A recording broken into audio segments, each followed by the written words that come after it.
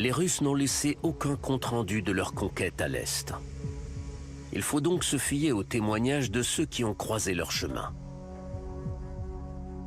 Les écrits arabes du Xe siècle dressent un portrait saisissant des Russes et de leurs pratiques païennes. Ils les trouvaient sales et moralement douteux. Les Vikings gardaient les plus belles esclaves pour en faire leurs concubines. Ces écrits constituent d'incroyables témoignages sur le mode de vie des peuples d'Europe de l'Est.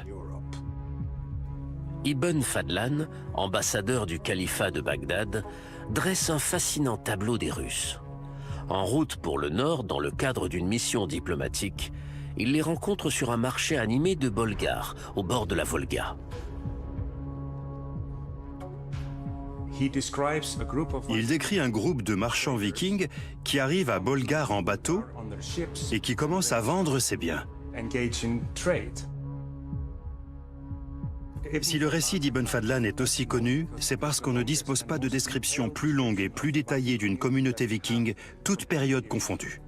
Il raconte qu'ils amènent des esclaves, et plus particulièrement des femmes, et qu'ils sont armés jusqu'aux dents. Il admire la force de ces valeureux guerriers. Il s'intéresse aux ornements qu'ils portent. Il est fasciné par le statut des femmes.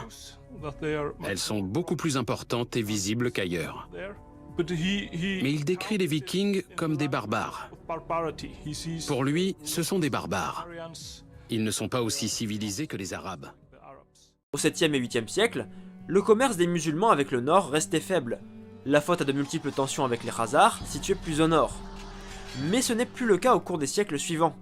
Abbassides et Khazars concluent une paix relative, et surtout, au début du Xe siècle, le roi des Bulgares décide de se convertir à l'islam. Ce contexte a donc permis le développement du commerce du califat avec les régions situées plus au nord, et notamment autour de la Volga. C'est précisément dans cette zone, entre le territoire des Khazars présent dans leur ville d'Atil et celui des Bulgares, que les contacts entre musulmans et vikings ont été les plus nombreux. À partir de la fin du 9e siècle, ces relations ont donné lieu à des récits d'auteurs arabes concernant les Rousses. Alors avant d'aborder avec vous ces textes, je devais vous rappeler une chose. Ces textes, même si en introduction je vous ai dit qu'ils étaient plus fiables, voire même plus neutres que ceux des occidentaux, sont en réalité marqués par une vision stéréotypée du monde. Des stéréotypes qui sont bien sûr liés à la religion, mais aussi à des conceptions géographiques et ethnographiques, des conceptions qui ont été développées par les Grecs au cours de l'Antiquité et qui ont été érigées en tant que modèles par les savants musulmans. Cette conception se résume principalement dans la théorie grecque des 7 climats, ou iklim en arabe. En l'occurrence, les Grecs, notamment Aristote et Hippocrate, divisaient le monde en 7 climats correspondant à 7 zones longitudinales. Pour eux, le climat influencerait les comportements humains.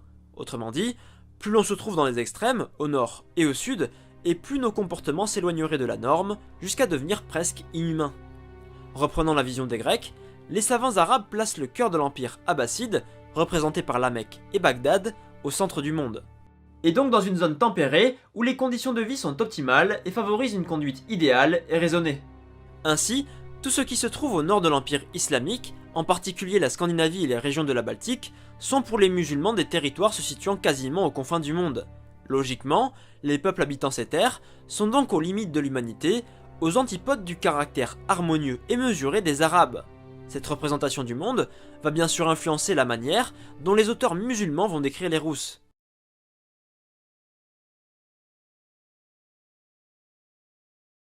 C'est après un périple de presque un an, le 12 mai 922, que l'ambassade parvient chez les Bulgares. Et c'est notamment à ce moment-là qu'Ibn Fadlan croise la route de marchands suédois, commerçant sur les rives de la Volga, et qu'il appelle Rus ou Russia. Concernant sa description des Scandinaves, toute une première partie est assez empreinte de stéréotypes, qui sont liés, comme je vous le disais plus tôt, à cette théorie des climats et à la vision du monde des auteurs arabes. Venant du Grand Nord, les Rousses s'éloignent donc du modèle de l'homme civilisé et adoptent un comportement extravagant, voire quasiment bestial. Toutefois, Ibn Fadlan commence à les décrire de façon assez neutre. Il insiste sur leur grande taille, tout en soulignant l'importance de la guerre et de la violence dans leur mentalité. Je n'ai jamais vu d'hommes si bien faits. Par leur taille, on dirait des palmiers. Ils sont blonds et de teint vermeil. Ils ne portent ni tunique, ni cafetan, mais ils mettent un vêtement qui recouvre un côté du corps et laisse une main libre.